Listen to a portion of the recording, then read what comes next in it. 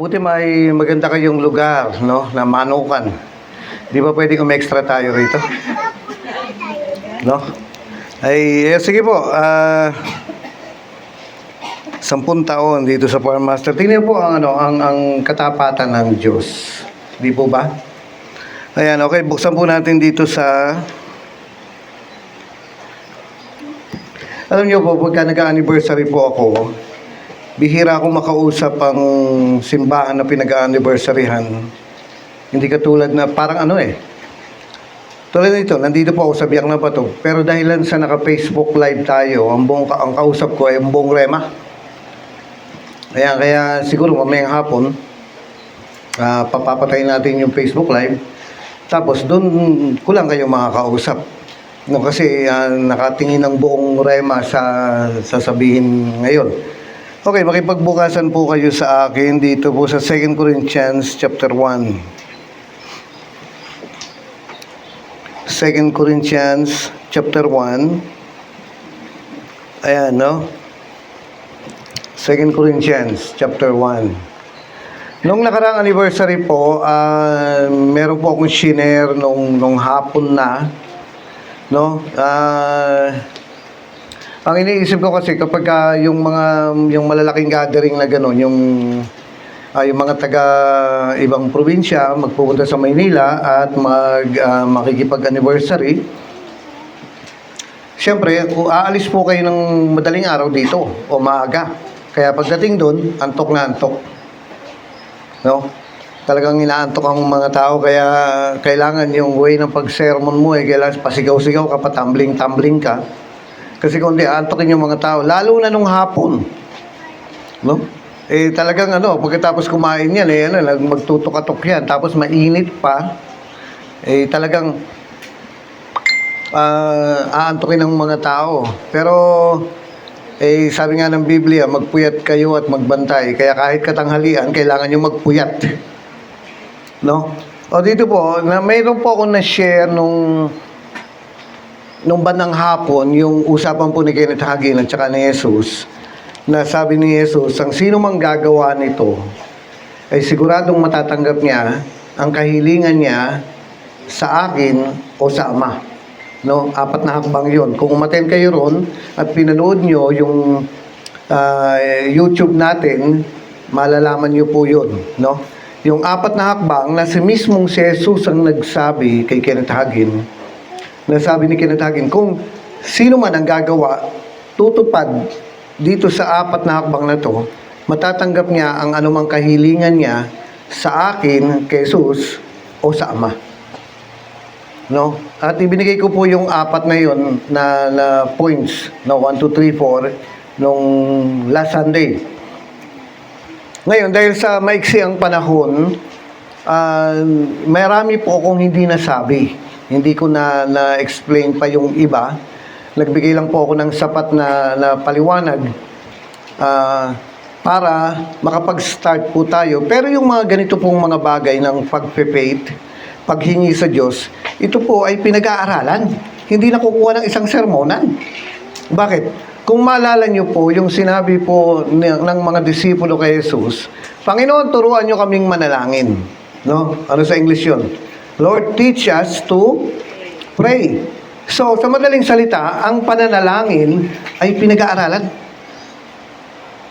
Sa katulad ng Pilipino, pinag-aaralan niya. Pilipino na nga tayo, pag-aaralan pa ang Pilipino. Ang English, ang mathematics, yung subtraction, multiplication, addition, division, ay pinag-aaralan. Ngayon, kung hindi ka marunong mag-subtract, multiply, mag-add, o mag-divide, kasalanan mo dahil hindi ka nag-aral. At kung hindi mo alam manalangin, walang resulta ang panalangin mo, hindi ka nag-aral. Dahil ibinalik sa atin ni Jesus yung responsibilidad kung paano tayong makakatanggap ng kahilingan natin. Yung tagumpay, yung success. Siguro naman, nung elementary ka, kahit pa paano marunong ka mag-subtract. No, nakagraduate. Hindi ka pwedeng gumraduate ng elementary na hindi ka marunong mag-basic arithmetic.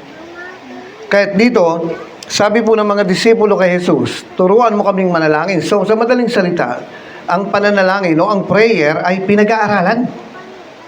Hindi tsambahan ito. Hindi ito yung ang swerte mo naman, sinasagot ng Diyos ang prayer mo. No. Ito po'y batas, ito po'y mathematics, ito po ay law na subukan natin. No? Merong law of leap, meron naman law ng gravity na ano man ang umakyat ay bababa. Law, batas yan. Kung di ka naniniwala, try mo tumalon sa bubong. Siguradong bababa ka. Ngayon, merong nakadiskubre ng panglaban sa law of gravity. Meron na nakadiskubre. Kaya ngayon, may eroplano tayo. Dahil sa nadiskubre nila ito, nalaman nila ito, nakita nila yung pasikot-sikot dito, may eroplano tayo. May helicopter tayo. No? Ngayon, ang responsibilidad na matanggap mo yung kahilingan mo ay wala sa Diyos, kundi nasa nananalangin, nasa iyo. Dahil ang sabi niya, Panginoon, turuan mo kaming manalangin. So, ang pananalangin, yung pagsagot sa panalangin, yung makuha mo yung sagot sa panalangin, ay nakabase sa iyo. Kung paano mo pinag-aaralan ito, hindi yung natsambahan ko. No? Ngayon, sabihin natin, sa mga driver, siguro alam naman nilang mag-drive, kaya umaandar yung sasakyan, mapamotor yan, mapakotse yan, mapa-truck yan. Kung marunong mag-drive yung driver, aandar yan. Hindi yung, bakit kaya Panginoon ayaw umandar nitong truck? Siguro hindi mo ako mahal. No, nakakatawa. Kapag ka gano'n ako po, hindi ako po ako marunong magmotor, kaya kahit anong prayer ko, hindi aandar yan. No, kasi dapat matutunan ko. At sabi ng Panginoon, ganun din sa panalangin. Dahil ang sabi ng mga disipulo, Panginoon, turuan mo kaming manalangin, kaya nasa atin yan, nasa pag-aaral natin yan. Kung matututunan natin ang mga batas ng panalangin, sigurado po na makakatanggap tayo ng kasagutan sa panalangin. Wala sa swerte-swerte, wala sa Diyos, wala sa tsambahan, kung hindi doon sa alam mo.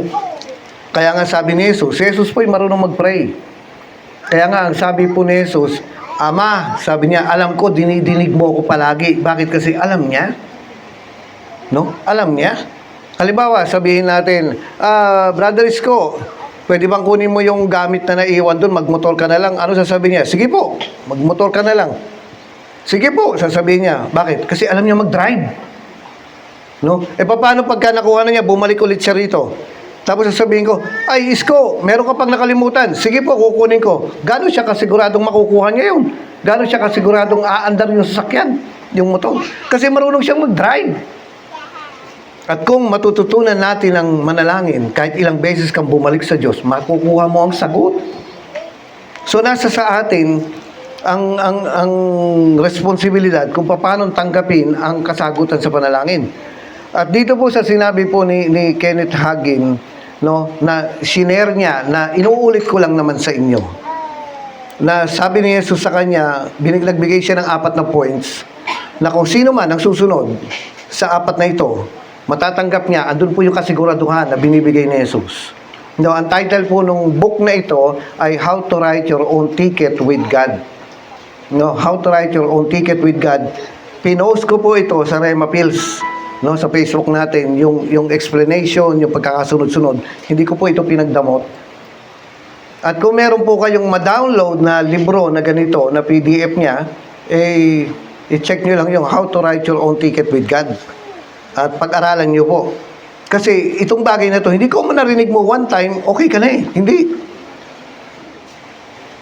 ko minsan mo lang narinig sa sermon, alam mo na lahat. Pag-aaralan mo to.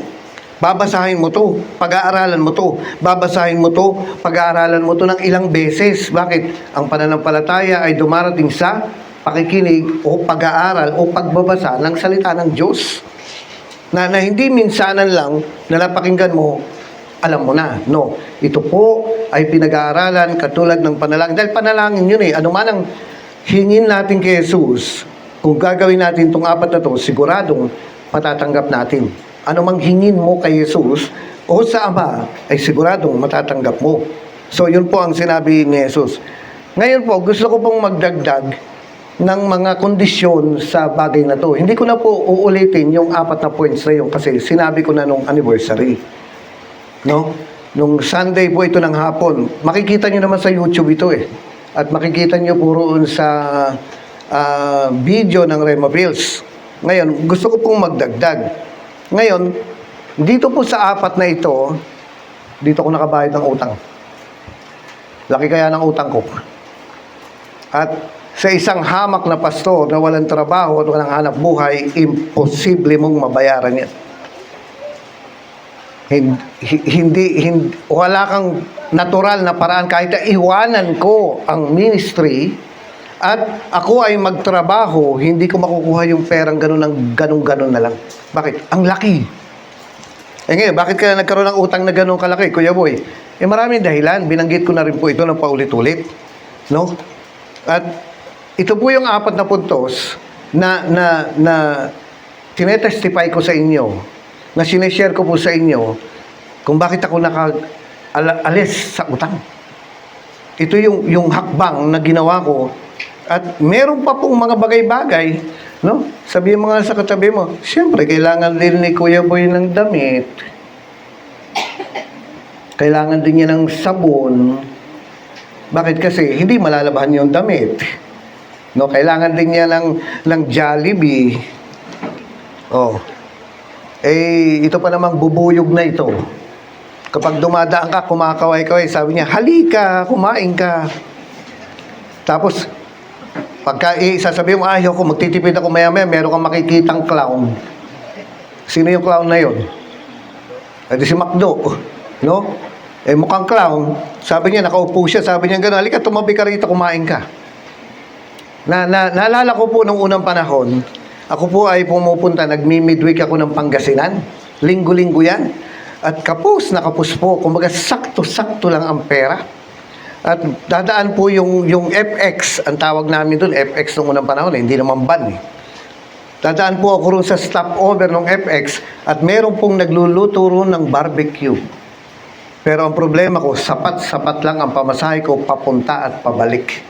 At kapag meron pong 5 nahulog, merong 25 nahulog o pisong nahulog, mahirapan ka nang bumalik. Kaya ngayon, tinitingnan ko po yung barbecue, no, na iniihaw. Ang problema, kahit hindi ko tingnan, naaamoy ko naman. At nandoon po yung pagka ang tao kasi gutom, sensitibo yan sa lahat ng amoy.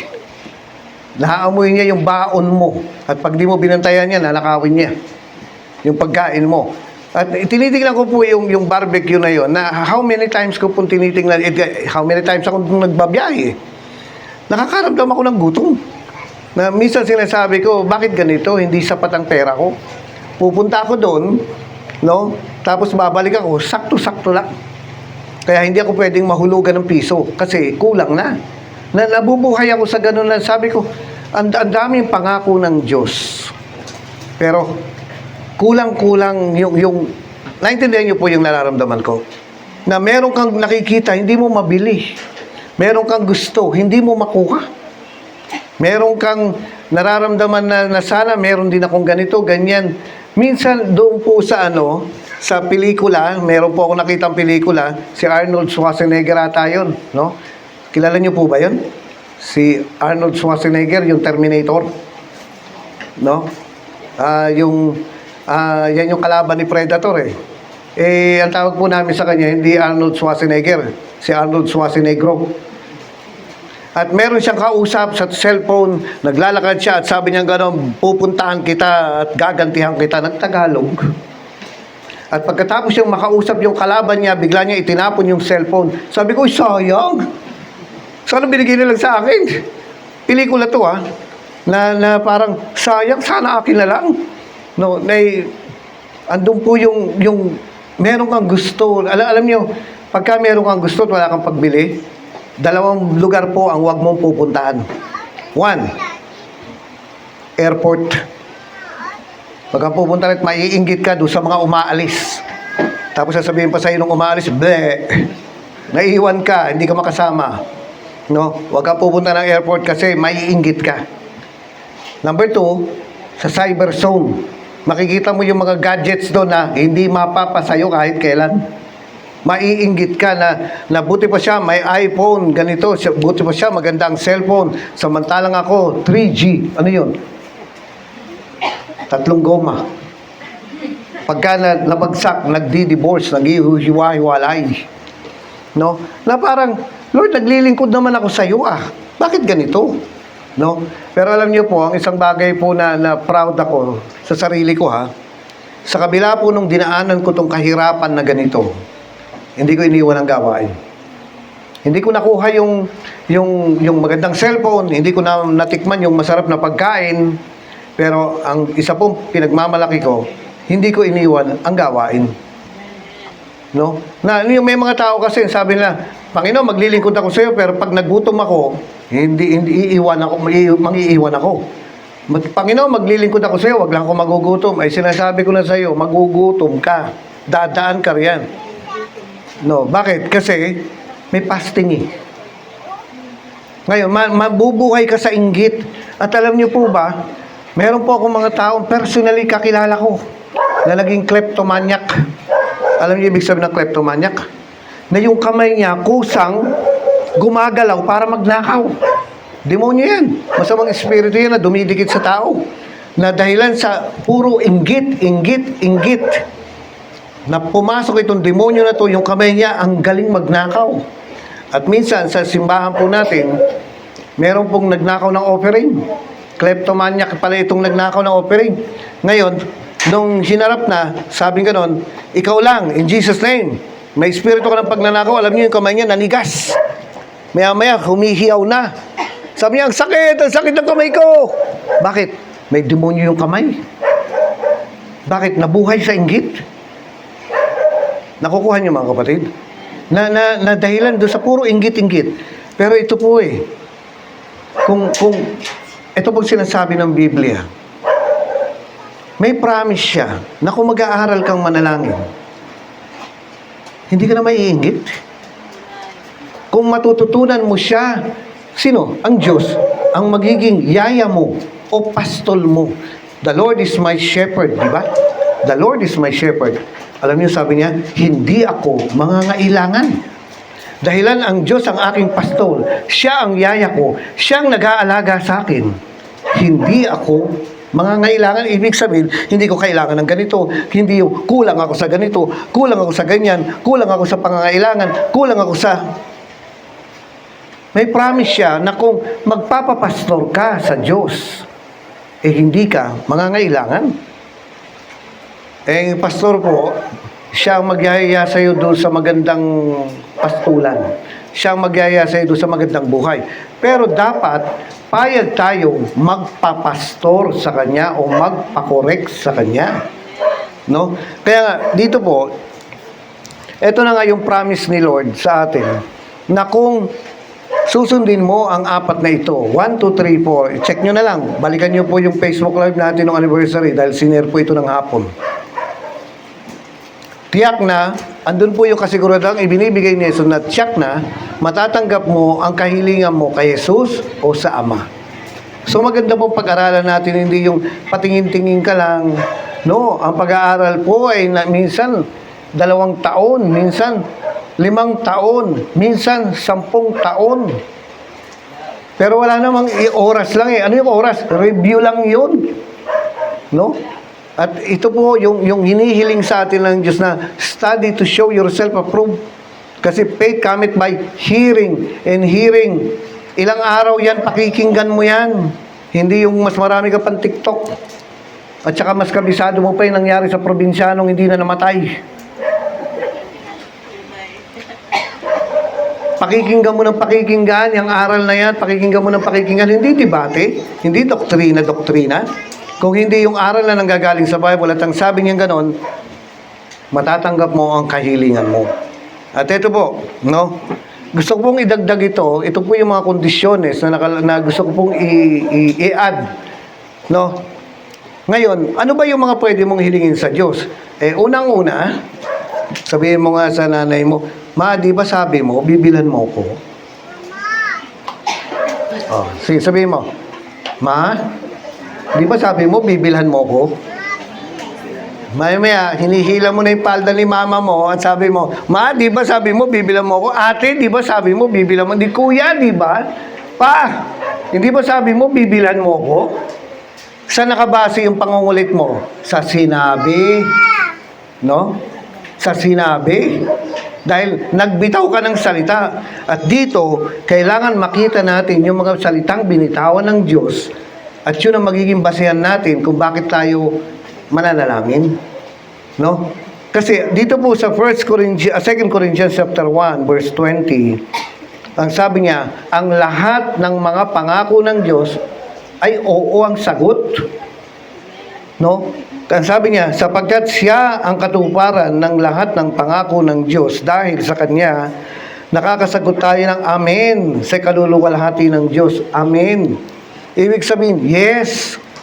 No, ay matanong ko nga kayo minsan, ano bang ibig sabihin ng amen? Agree.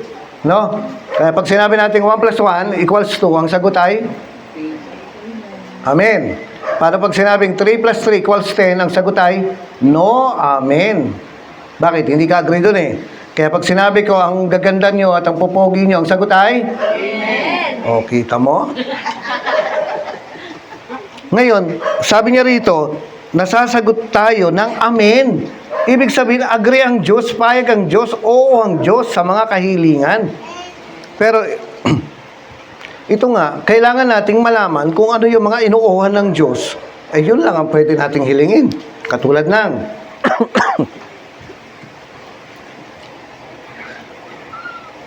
kagalingan sa sakit. Yes. Naririnig niyo ko, umuubo ako. Mag-amin kayo. Amen. Eh, may dinadaanan ako. Alam niyo, itong linggo to. Nung nakaraan, nung linggo, ay nakikita ko po, sobra akong napagod. Bakit? Wala akong tulog. Pressured ako. Ang dami nagtatanong. Hindi ako makatulog dahil ang dami nagtatanong saan yung lugar. Eh, nandun naman na sa Facebook. No, tinatanong pa rin ako. Pagkatapos meron pang sinabi na walang upuan, ay patayin na. Walang upuan. O di magrenta tayo. Mahirap magrent pagka Valentine's Day.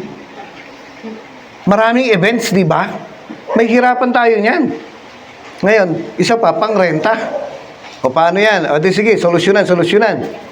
Ngayon, ang sabi po nung lugar, doon sa Antipolo, magbibigay daw ng upuan. O di hindi na kami nag-rent. No? Eh, kung sinabi nilang walang upuan, di magre-rent kami.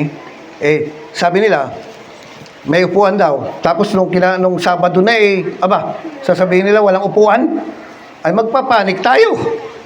Pero, praise the Lord, may upuan naman pala. No? Kasi na-expect namin 400 na upuan. Eh, lagpas tayo sa 400 na umaten. Ayan. Kaya ngayon, pressured ako. Pagkatapos, napakaraming kausap. No? Siyempre, nakita niyo naman, yung mga umaten sa inyo ron, na kumbaga, hinihingal na ako. No?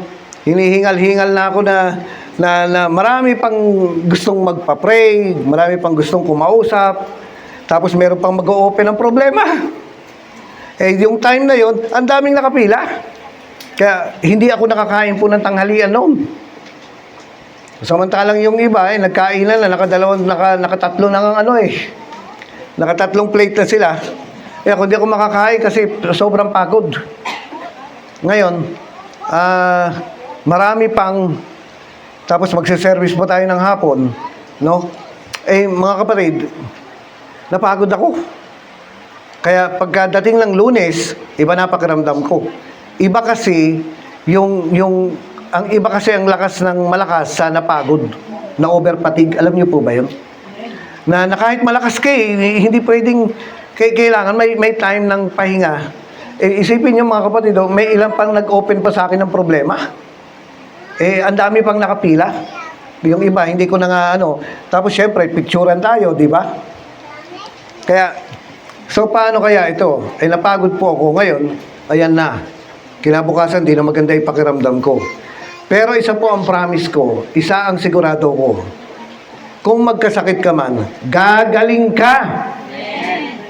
Bakit? Pangako ng Diyos yan. At ito yung isang bagay na pwede nating hilingin sa Diyos. Dahil sa pamagitan ng mga latay niya, tayo ay gumaling. Maaring makita mo ko, inuubo, sinisipon, sinisinat.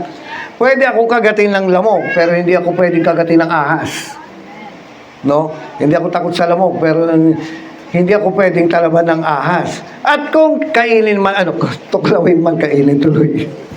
Kung tuklawin ka man ng ahas, hindi tatalab yan. Bakit? May pangako ang Diyos. No? Kaya ito po, no? Ano ba yung pwede nating hilingin? Ay, may kagalingan sa sakit.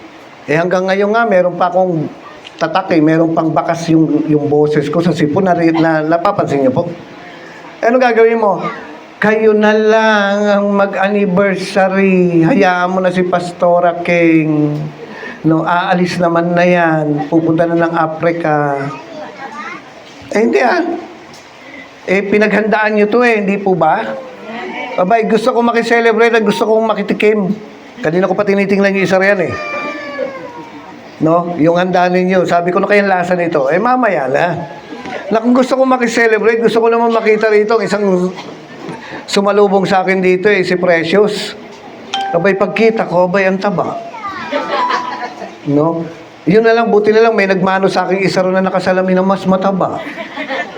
No? Ang gandang tingnan po ng mga taong malulusog at hindi mga malnourished. Yung nga lang, itong si Isko, bakit hindi ka tumataba? Meron ba dapat magpataba na sa'yo? No, kasi last year, hindi ba nag-anniversary tayo? Doon sa kabila, saan ba yun? Dito o doon? Sa farm, di ba? May ganun pa rin. Naalala ko pa rin, parang hindi tumataba. Siguro nga meron nang dapat magpataba. Okay, so, ito po mga kapatid. Kung dumaan ka man sa sakit, may promise si Lord na nagagaling ka. Ito yung pwede nating hilingin. Ang isa pa, siyempre, magdadalawang taon na po, pangatlong taon na ngayon, I think, ang isa po na pwede nating hilingin na laging, yes, ang sagot ng Diyos ay yung kasaganahan. No? Yung kasaganahan, sabihin mo nga sa katabi mo, ayaw ng Diyos na mukhang mahirap ka. Oh, bakit? Kasi yung taong mahirap, walang maibibigay. Ang sabi ng Diyos, pupunta tayo doon sa susunod, no? Hi, hallelujah. Alam niyo po, sabi ng Panginoon, no? Ang gusto ng Diyos maging masagana ka. Para may maitulong ka. Kasi pag hindi ka masagana, wala kang maitutulong. O ano mangyari? Ikaw pa magpapabigat. Hindi ba? Pero kapag ka nandun po yung kasaganahan, ay, bigay ka lang ng bigay. At eto pa, hindi ka mainitin ng ulo. Kasi, alam niyo po ba yung mga naniningil, nakakainit ang ulo yan? Kaya sabi mo nga sa katabi, huwag mo akong masingil-singil.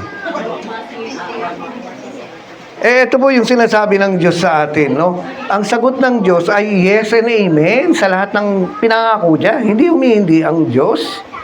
Kahit kailan, kaya kapag humingi ka ng kagalingan, humingi ka ng kasaganahan, ang Diyos hindi humihindi.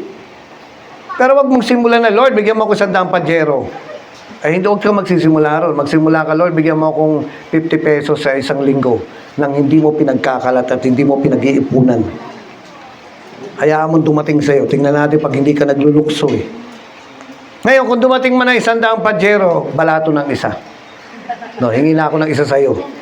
No, regalo kay Pastor Boy.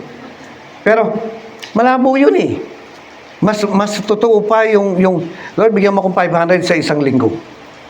Nang hindi ka nagpa-fundraising. No? Pero pagka, yung pinaka-ultimatum yun, naghihintay ka lang, darating yan. Darating at darating yan. Pero, may time naman na nasasabihin ng Diyos sa'yo na mangisda ka. Fundraising ka. Yan. May time na gano'n na hindi sinabi ng Diyos, ang sabi ni Lord, magbanat ka naman ng buto. Na kumilos ka naman. Kasi natatandaan niyo po yung na-stroke. Ito, inuulit ko ulit. Na-stroke siya. Kalahati ng katawan niya, hindi gumagalaw. Tapos ang sabi ni Jesus, gusto mo gumaling? Sabi niya, iunat mo yung kamay mo, abay. Magsasalita yung na-stroke. Sabi niya, di ko nga maiunat Pero ni-request, inutos, sinabi, ni-require ni Jesus na iunat mo. Kasi kung pwedeng pagalingin ni Jesus yan, yung stroke victim na yan, yung stroke patient na yan, nang hindi siya kumikilos, nang wala siyang part, edi sana pinagaling na niya. Kaso ni-require ni Jesus na mag-unat ka naman. Kumilos ka naman. Kasi kung pwede yung pagalingin lang, ganun na lang, edi sana pinagaling na niya. Kaso, meron po kasing tinatawag na part ng Diyos at part ng tao. At ito yung part ng tao, kumilos ka. No? Depende sa pananampalataya mo yan. May mga tao po na hindi na kailangang operahin. At meron namang mga tao na kailangan mo talagang operahin. Depende sa pananiwala o pananampalataya niya. Depende sa kaya niyang paniwalaan. Kaya nga, ang isa rito, dito po sa sinasabi po ng Biblia, ang pwedeng sagutin ng Diyos do sa 4 na hakbang na yan, na sinabi ko ng anniversary, ay yung mga bagay na inuuhan na ng Diyos. Ano pa yung iba? Kaya nga mag-aaral ka. Magbasa ka naman ng Bible. Kuya Boy, yung table of contents, hindi ko nga alam eh. Buksan nyo sa Macedonia chapter 3, verse 3. Yung Bible nyo. Sasabihin mo ganun, Pastor, wala rito yung Macedonia. Talagang hindi ka nagbabasa. Dahil ang salita po ng Diyos, pinag-aaralan yan. Hindi tuwing linggo lang. No? Kailangan mo pag-aralan yan. Okay. Number 2. No? Number 2. Ano ba yung... Dali ha. I-unlock ko yung aking cellphone. Nagkukusang lock ito eh. Number 2 na idadagdag ko. Kung hihingi ka ng pera sa Diyos, ano nga, sabihin mo, pwedeng humingi ng pera sa mama at kay papa. Alam niyo kung bakit? Obligasyon nila yan eh. Ngayon, sa ating papa, obligasyon din niya. Pakisabi nga sa katabi, mayaman si papa. Mayaman si papa. Yung nga lang, ikaw lang ang mahirap. Mayaman si papa. No? Ngayon, meron po tayong pakisabi mo nga din sa anak mo. Itong anak ko to, mahal ako. Ang problema, hindi ako mahal eh. Bakit? Ang hirap utusan. No. Mahal ko yung anak ko eh. Kaso hindi ako mahal ng anak ko eh. Alam niyo mga kapatid, ang nakalagay po dito sa Biblia, ang sabi niya, no, sabi mo sa katabi mo, mahalin mo naman ako. Sumagot ka, mahirap kang mahalin, matinik ka, rosas ka nga. Mahalin mo naman ako. Sabi mo sa katabi mo, please, mahalin mo naman ako katatapos lang ng Valentine. Alam niyo mga kapatid, ang isa pong obligasyon natin dito, kung hingi ka ng pera sa Diyos, magbigay ka muna. Kasi sabi po ito sa Luke 6:38. Alam na po natin? Luke 6:38. Magbigay ka at ikay bibigyan. No? Magbigay ka at ikay bibigyan. Subukan mo. No? Medyo sabunutan mo nga yung katabi mo, makinig ka. Sabi mo, subukan mo na hindi magbigay ng bayad sa Meralco. Alam mo mangyayari? See? Ngayon, ito rin ang sinabi ng Diyos, magbigay ka at ikay bibigyan. No? Tanong mo ay katabi mo, kamusta ba yung tithing mo? Abay, madaya. Gusto mo, ikaw lang ang minamahal. Ikaw hindi nagmamahal. No? Madaya. Kasi sabi po niya rito, Luke 6:38, ang sabi niya, give and you shall receive. Kumusta yung pagbibigay mo ng 10% kay Lord? Yung tithe, yung partnership? Kasi hahanapan niya tayo. Alam niyo po, napansin ko dito sa tithing, kapag ka nagtatithe ka, hindi madaling masira ang mga gamit mo. No? Hindi siya China-made. Tumatagal. Pero subukan mo mag-stop, sunod-sunod na ang perwisyo sa buhay. Nakukuha niyo mga kapatid? Okay, ay pakibawal po yung mga bata kasi yung ingay pumapasok po sa microphone. No, okay.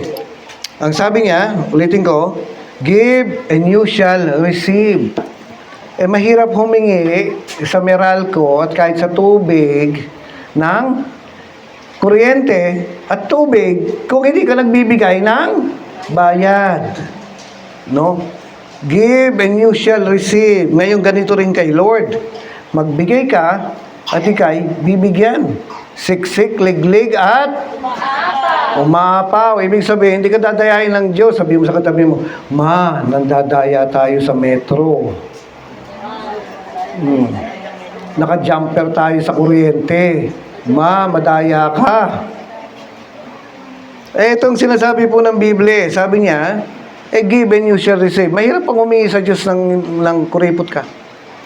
Ang gusto ng Diyos, kahit maliit yan, tuloy-tuloy.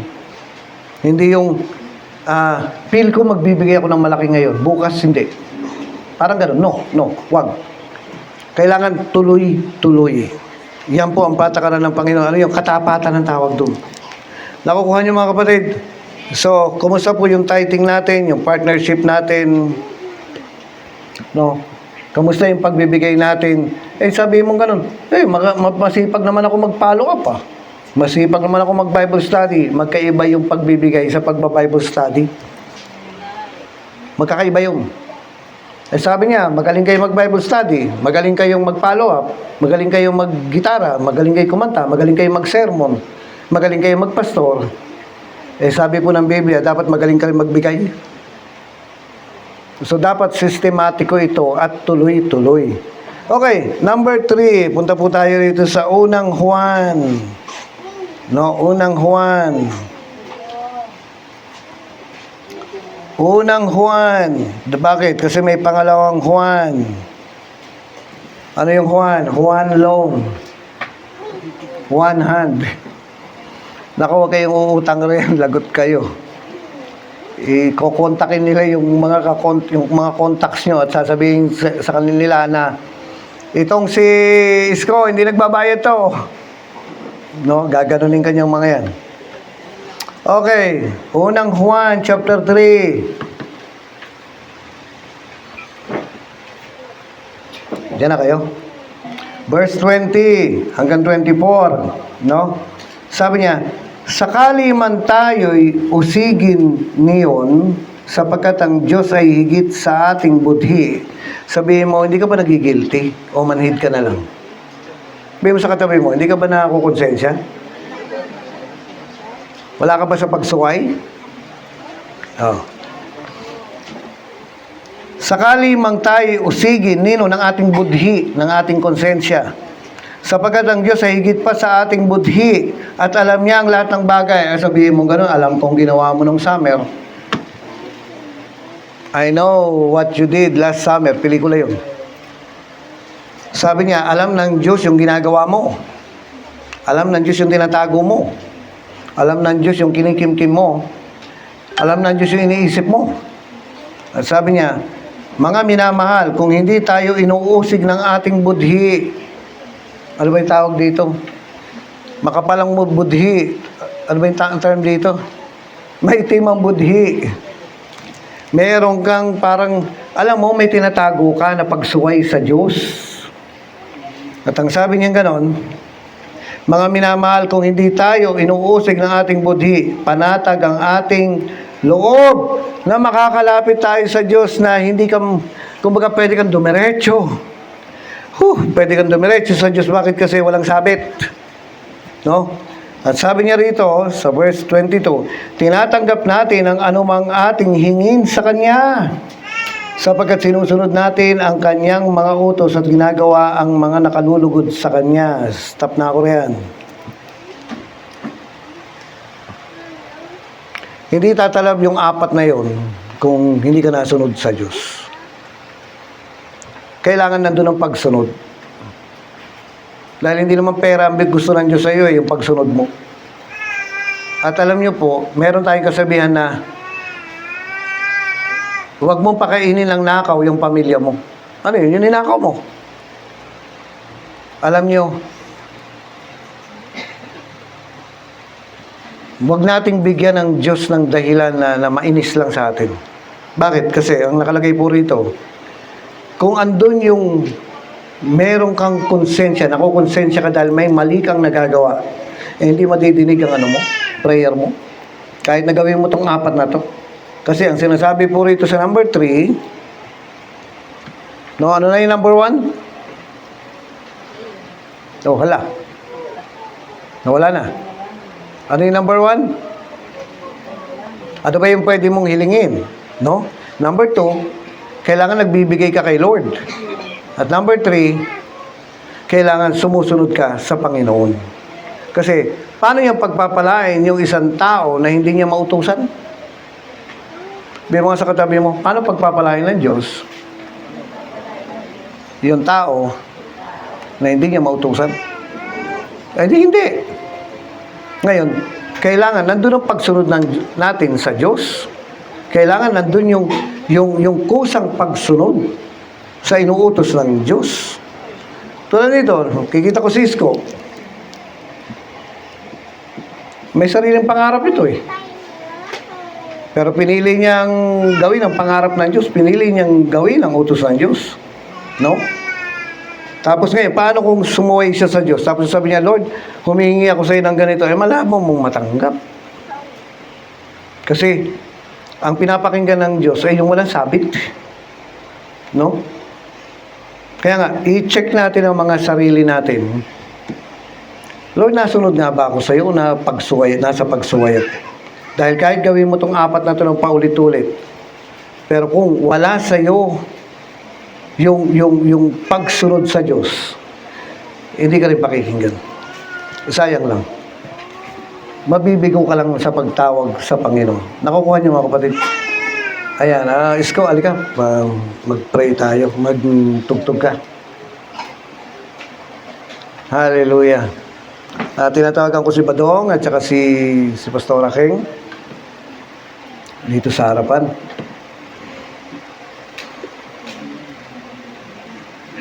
Sabi nila, hindi ko na kayang hindi mag-sermon ng mahaba. Ito yung katunayan na hindi totoo yun. No? Ano na inawit natin kanina? Itong worship.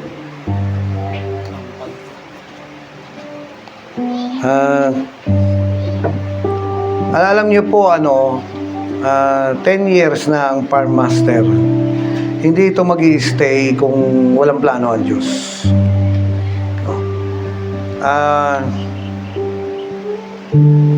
Maaaring nag-iisip ka na ano kayong pinagagawa ng Diyos? Gusto ng Diyos na involved tayo dito. No? May involved tayo sa gawain. Kasi hindi ito alalayan ng Panginoon kung hindi natin kasama ang Diyos.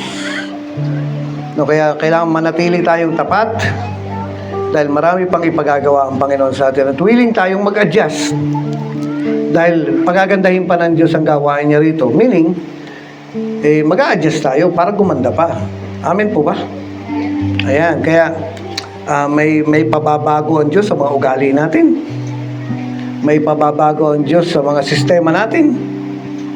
At ito ay para sa ikabubuti ng gawain. Amen po ba? So, maging willing lang tayo. Payag lang tayo na, Panginoon, i-correct mo.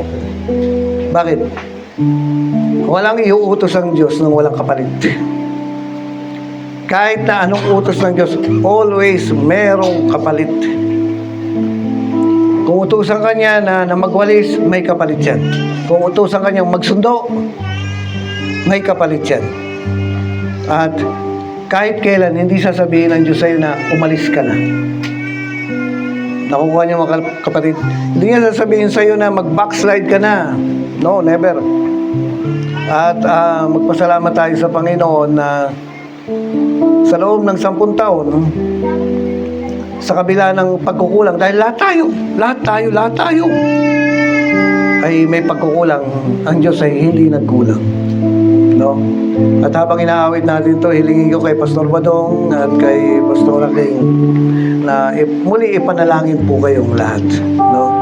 O sige po, walang katulad sa puso ko. Ay sige po, pagpray natin sila. Di nagkulang